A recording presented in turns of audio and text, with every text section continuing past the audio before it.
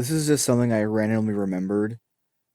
When I was in high school, we had this lady come in and give this big presentation about drunk driving and why you shouldn't drink and drive and stuff like that. Which is, fine. It's what you're expected to hear in high school because, that's when people start driving and drinking and, obviously drinking and driving because those two things go together great.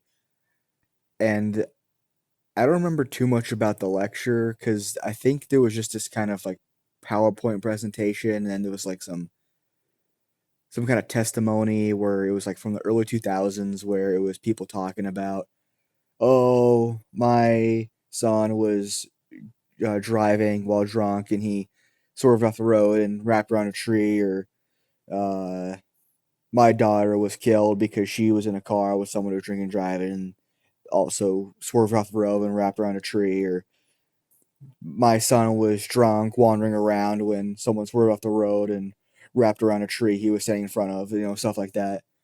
And which, it's they have the DVD already, so you're gonna show it. But then like the lady, she's from MADD, Mothers Against Drunk Driving, or MAD, which, like, if you ever like know anything about them, they're not actually like against drunk driving. They're just against like alcohol in general. They're big prohibitionists, I guess. Which would be fine if they were just honest about it, but you can't do anything honest in politics. You have to be obfuscative and shystery.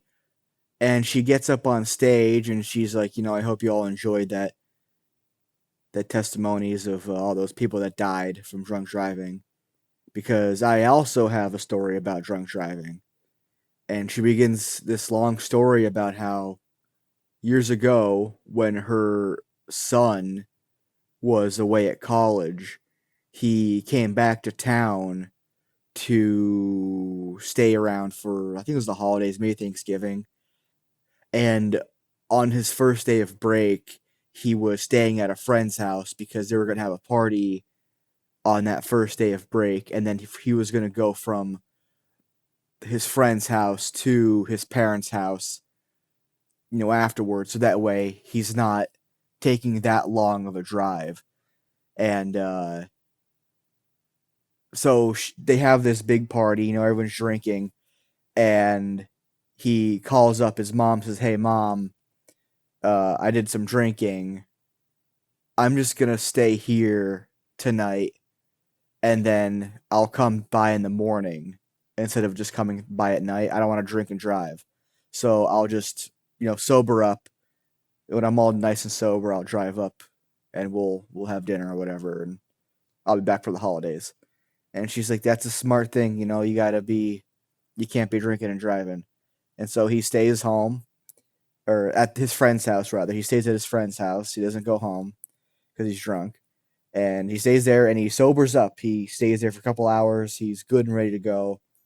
He gets into his car, begins driving on the highway, and a semi truck crosses the median and just obliterates him head on, just completely destroys him, turned into a thin red paste by a semi truck that was being driven by a drunk driver.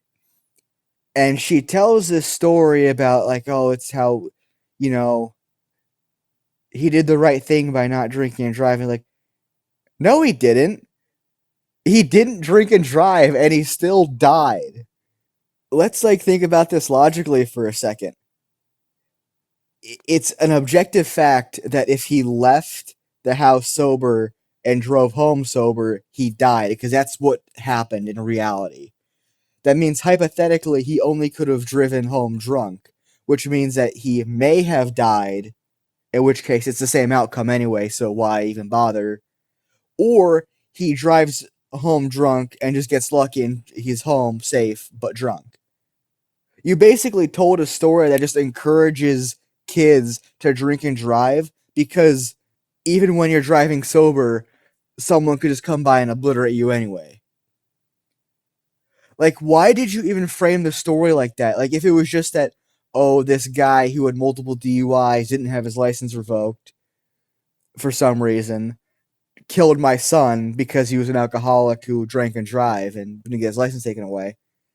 Make that the story.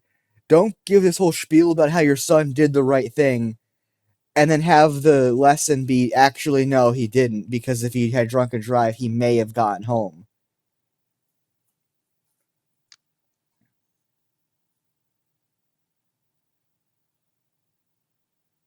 So the moral of the story is just drink and drive, because really it's a 50-50 shot either way.